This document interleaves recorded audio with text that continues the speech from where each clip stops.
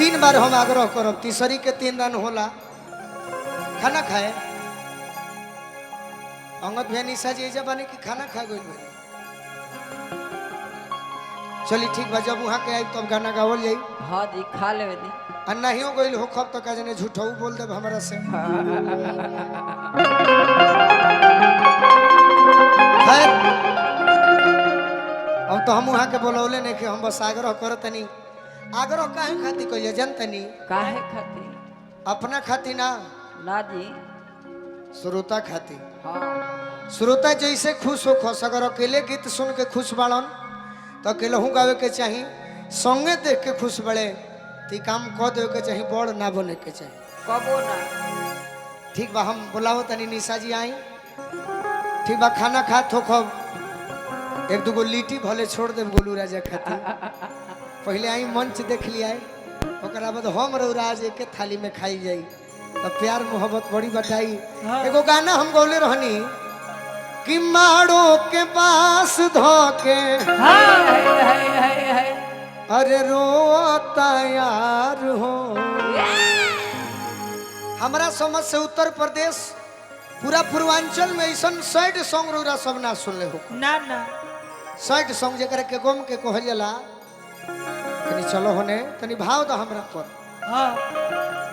देखी कहानी हम बताओ तनी भाई लड़की के प्रेम कहीं और बा हाँ जी आ दुल्हा जौन बड़े फौजी जवान बड़े भोलू भैया हाँ जी फौजी जवान अक्सर चाहे लेनू का कि जहाँ हमार बाप मतारी बियाह करी हन वही जो हम कह ले आ जौन फौजी जवान बाड़न आज ले अपना दुल्हन के फोटो देखले ना रह हाँ डायरेक्ट माड़ो में देखो तारे फोटो सुंदरम जी तनी रौरो हंसत रही हमरा अच्छा लगी हाँ आ जरूर भैया का दो कहते नहीं अब का करे उनका के डोली में बैठा के लाई हम अब खाना खा तारी खाना खा के आई हन खा ले दी गोलू राजा के आग्रह चल गइल बा बहाना कर तरीका बहाना कर तरी ना ये हमार दिल नहीं खे कहत कि हमारा से उजान हमार बहाना करी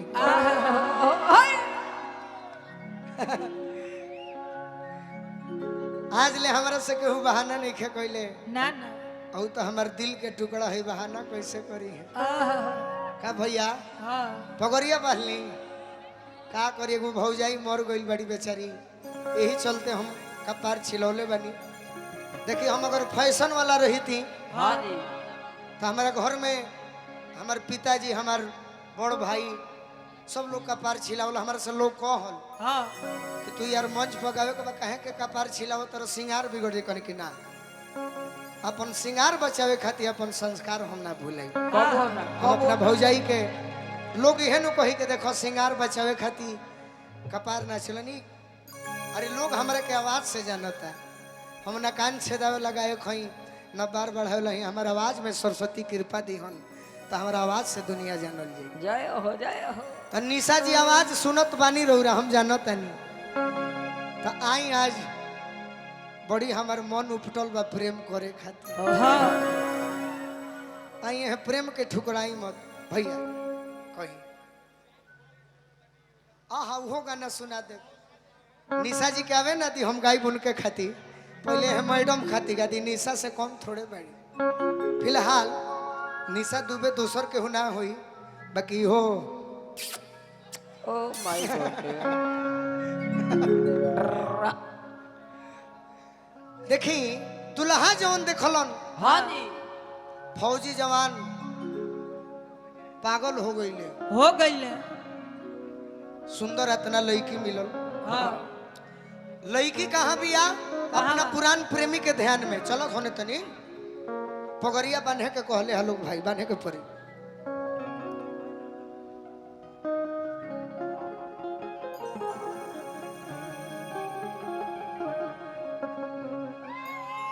वाह वाह वाह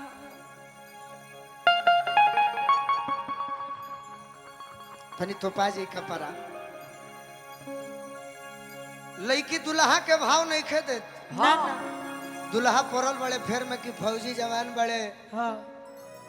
6 साल पर छुट्टी में आइल बड़े हथियार मुरझाइल हुई तो कह जाने कब कनिया से भेंट हुई कि लगन मनाई जाए। हाँ बाकी दुल्हन भाव नहीं खेते का है का है ओकर पुरनका प्रेमी पूरी चलावे खातिर आइल बा। हाय बाकी दुल्हा जब देखलन तो कहतारन का कहतर काहे होने खाड़ बाड़ू चौका पचल ए मुस्कान बाबूजी के छोड़ो देखो है ने कि बाबूजी के छोड़ो हाथ पियावा के धोल हो तबे करारी जनी करावो इंतजार हो और बर्दाश्त नहीं के हो सेनूर डलवा लो तो लड़की कहती है कि मारो के बास धोके अरे रोता यार हो सेनूर जन डली हो भातार हो मारो के बास धोके रोता यार हो सेनूर जन डली हो भातार। देखो हम तहर नयका दुल्हा हई तहर पुरनका यार आई बाबा कि हम पागल बानी काहे हुन खाड़ बाड़ू चौका पचल काहे होने खाड़ बाड़ू चौका पचल बाबूजी के छोड़ो हाथ पियावा के धोल बाबूजी के हो तबे करारी जनी हो तबे करारी जनी कराओ इंतजार हो। तब लड़की कहती अपने दुल्हा से का कहती कि मारो के बांस धोके अरे मारो के बांस धोके अरे हई रोता यार हो सेनूर जन डली हो भातार हो मारो के बांस धोके रोता यार हो सेनूर जन डली हो भातार हो। मनोज भैया ये पुरस्कार के एह नृत्यांगना लोग में बांट दो हमारा ओर से एक के खर्चा जन करी हलो खर्चा ना करबू नु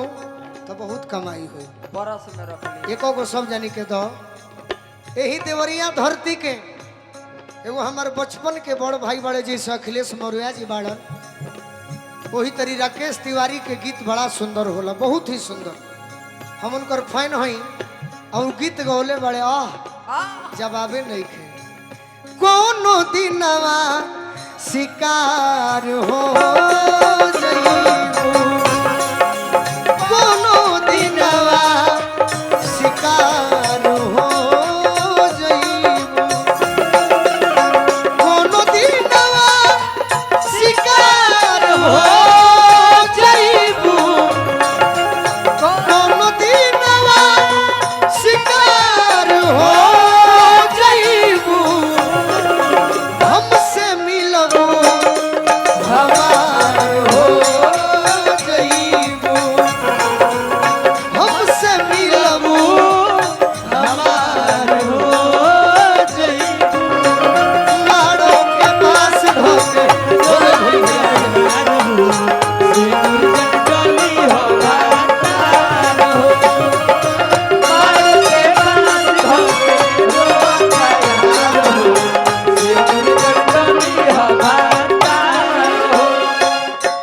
हमारा सत्यम भैया के मित्र बानी भोलू पांडे जी जेकरा के यहाँ अपना भाई के भी हमें हमारे प्रोग्राम होई न होई तो हमनी के पैसा वसूल वाला होई जा इना के हॉल में गई बनी आ कहानी फिल्म के मत मिले तो पैसा बर्बाद हो जाले हमनी के पैसा वसूल वाला होई जा हम ऐसा होई कि हमारे के छोट भाई मान दे पैसा नहीं होई खाली एक में फोन कर देव खाली रहो तो अपन भाड़ा जियान को कहे वाला है हम जरूर आई जय हो बाकी मारो के पास धोके रोता यार हो सिनुर जंड डोली हो भतार हो।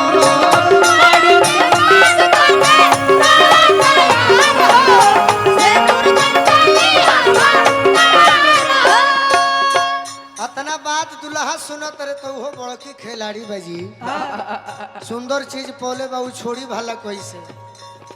निशा जी अंगद तिवारी जी बानी निशा जी के बोलाई भाई हम अपना खाते नहीं खे बोलावत अपना है भगवान खाते बोलावत नहीं गलती ना नू ना ना और आई जरूर बात के माने के चाहिए। अरे गोलू राजा जोरे गा के का करो रे तो बड़का बड़का जोरे गौले बनी हाँ लेकिन हमरा संगे खड़ा हो जाई तो हमरो अच्छा लगी और तनी हमरा भैयावन के भी अच्छा लगी। हाँ भैया अरे हमरो तो मन जान तोहरे में बसेला हमारा तमन जान तोहरे में बसे हमरो तो मन जान तोहरे में बसेला हमारा तमन तोहरो याद सचो नागिन जो सटोसेला नागिन सटोसेला हो नागिन सटोसेला हम हूँ तो कोरी रानी गावत गावत भइल बा गावत हम हूँ तो कोरी रानी तोहरे से प्यार हो फिर भी कहतिया माड़ो के पास धोके रोई चाहे एगो औरी बाबा की कहब ना रहे दी रहे हमारा भैया कहतनी कि माड़ो के पास धो अरे रोता यार हो असे नूर जन डोली हो भा